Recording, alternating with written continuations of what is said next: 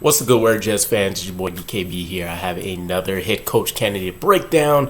Some of you recommended taking a look at Tampa Bay Buccaneers offensive coordinator Liam Coen, and I walked away quietly impressed with the job he's been able to do in a year where they don't have a ton of roster turnover per se, but you take a look at that defense that's just it is pretty rough, right? I don't know if they're necessarily 32nd or ranked somewhere in that area, but it definitely feels like it. You have one of the best offenses being matched with one of the worst defenses. We're accustomed to seeing the flip, right? So this has been kind of an interesting case study to see the opposite effect, and they're battling to still look for first place within the division. Falcons having a couple game lead on them. So there's a lot of different narratives there for Liam Coen, but he's put together one of the most effective offenses in the NFL. So let's dive into a bit of the coaching history here for starters, right? He comes from a bit of a Sean McVay, Ryan Day type coaching tree with some of the schemes that he's employed, and then with his experience that he's actually had with Sean McVay being a part of the Rams. He started with Brown University as a quarterback coach, went to University of Rhode Island as their passing game coordinator, then turned that into a University of Massachusetts quarterback coach opportunity before entering the NFL with the Rams, meeting Sean McVay and spending a couple years there as their offensive coordinator, quarterback coach, and assistant wide receiver coach. Returned to, shouldn't say return, but went to University of Kentucky after to become their offensive coordinator / quarterback coach, and then parlayed that into an opportunity with the Tampa Bay Buccaneers to become their offensive coordinator. Now, schematically, there's a lot that I really like with him, and if you just look at it at face value, you can say that the Buccaneers really operate a dink and dunk type offense, but they still are one of the most effective offenses in the NFL. And you also have to give a lot of kudos to him for the fact that he's been missing guys like Chris Godwin and Mike Evans for significant portions of their season. Also operating with running backs that nobody would say is household names, with the likes of Sean Tucker, and I had the other two off the top of my head, but I can't even remember right now. Bucky Irving, and then I can't remember the third one right now. But nonetheless, that kind of proves my point, is that he's not really operating with superstars in the backfield when it comes to improving that run game, but he's done just that. From a scheme standpoint, you see him using a lot of multiple running back personnel groupings, tons of pre-snap motion within his offense. One of the things I really love with him is he has a motto, if you will, in players over plays.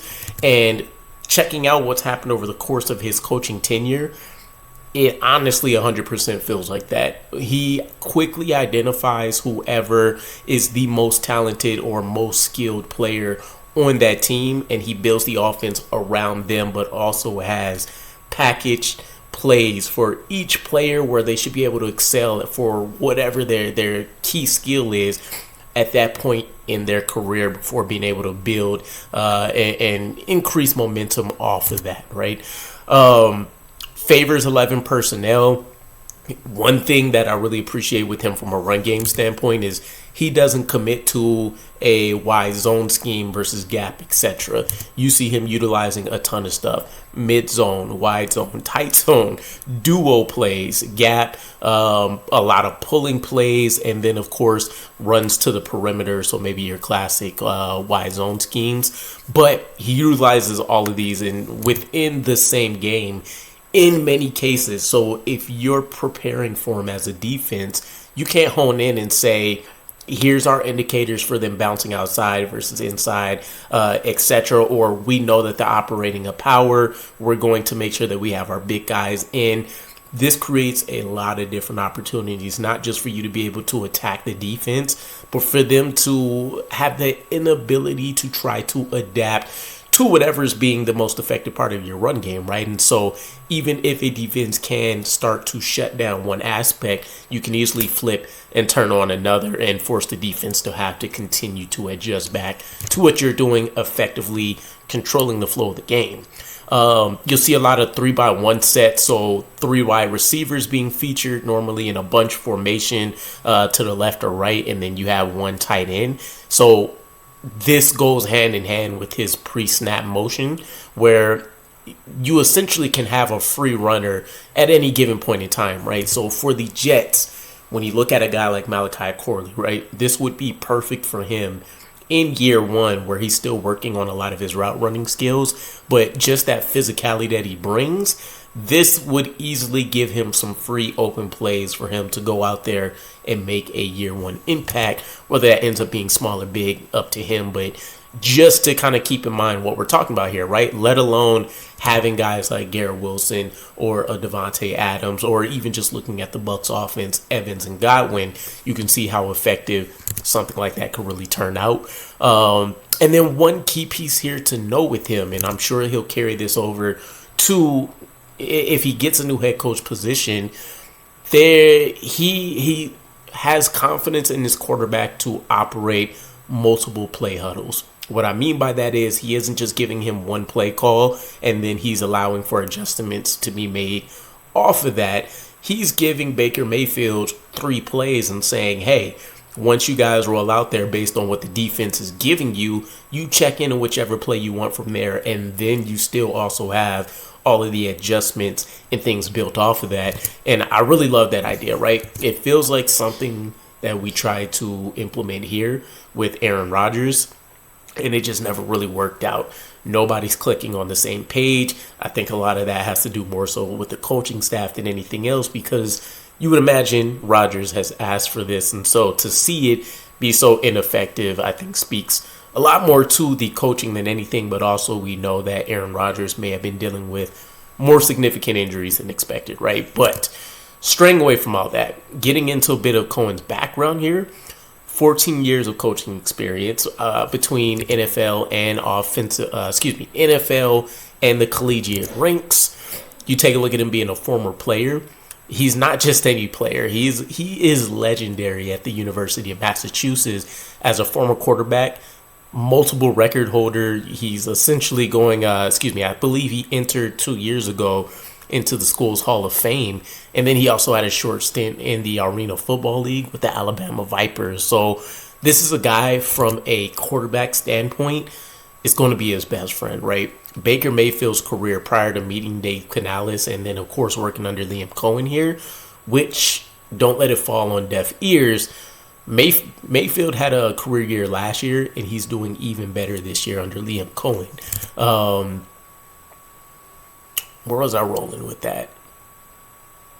My mind escaped me. Nonetheless, as a former player, former quarterback, he's going to be your quarterback's best friend. And one of the aspects I really like, from a visionary standpoint, I like, right, is the fact that he should be able to turn a lot of these young minds. If you look at a Jordan Travis, if you look at a new rookie that we bring in via the draft, he's going to give them a blueprint, an easy developmental path, pathway to try to find that success, right? Not too much on the plate, but enough to say that you're an actual NFL caliber quarterback, and then we'll see where the strengths and weaknesses lie to try to cover up and emphasize certain points of their game.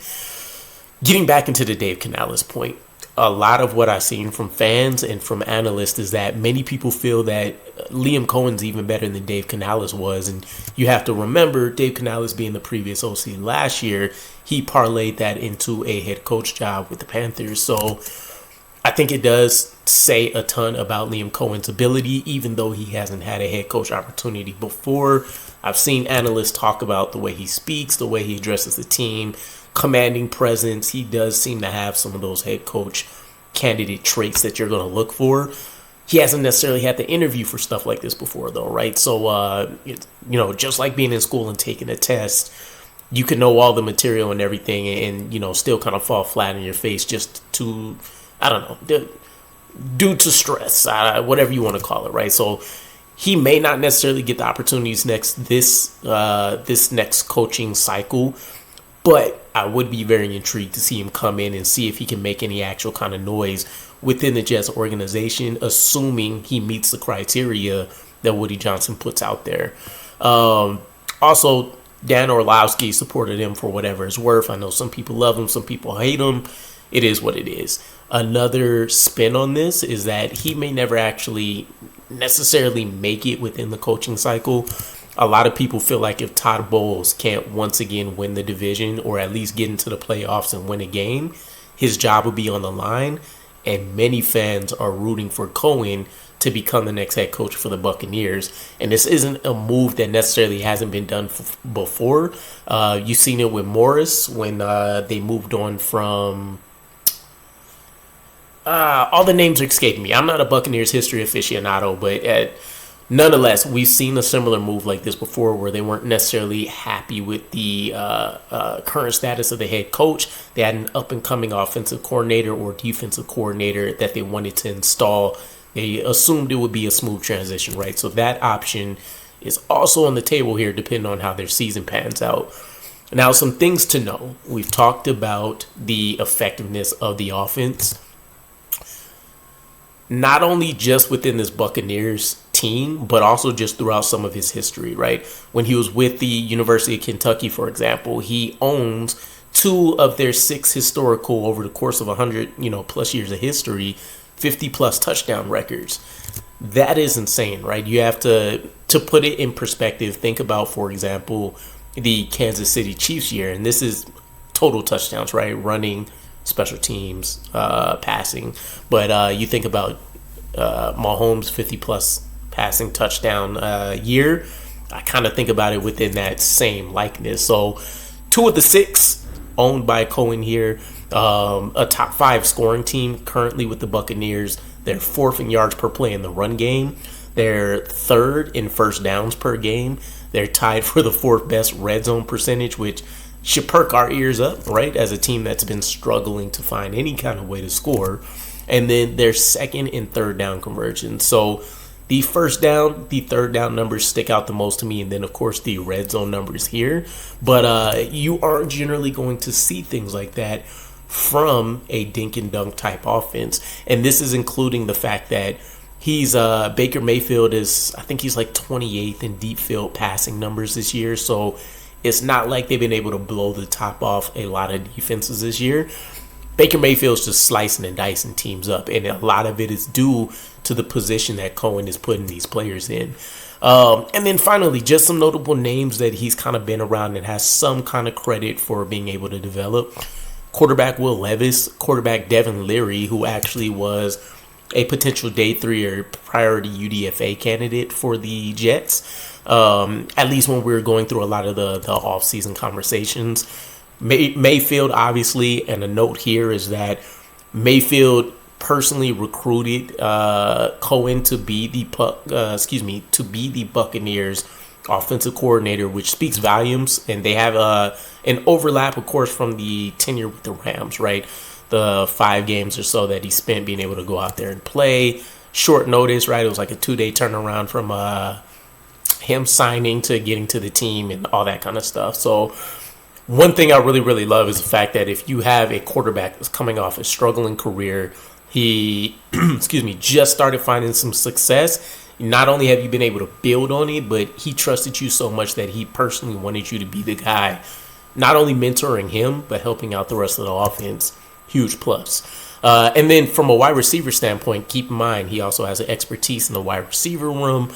Names like Wan'Dale Robinson, Robert Woods, Brandon Cooks, and Cooper Kupp. So this is a guy that feels like a rising star. I don't know if he'll have much luck in converting this 1 year of success into a actual head coaching job, but I think he has all the makeups for it, right? He could be your next Ben Johnson type coordinator within the next year or two if he's able to sustain this level of success. But this could be one of those situations where, again, 1 year wonder, or if this does turn out to be, the next Ben Johnson, the next Andy Reid type guy in terms of, or Sean McVay, high scheme efficiency type individuals, it might be best to just try to jump on there early, right? This is one of those leap of faith type situations. Again, it'll all come down to if he checks off the boxes the Jets are looking for, and of course how he performs in the interviews. But he has my vote of confidence for sure. I think I definitely place him somewhere in the top 5. Maybe he's in that 5th position for me. But for a guy that would be looking for a offensive-minded person, for example, I think Liam Coen is definitely up there. So let me know what your guys' thoughts are. Any additional input that you guys have, of course. And I'll catch you guys again. Peace.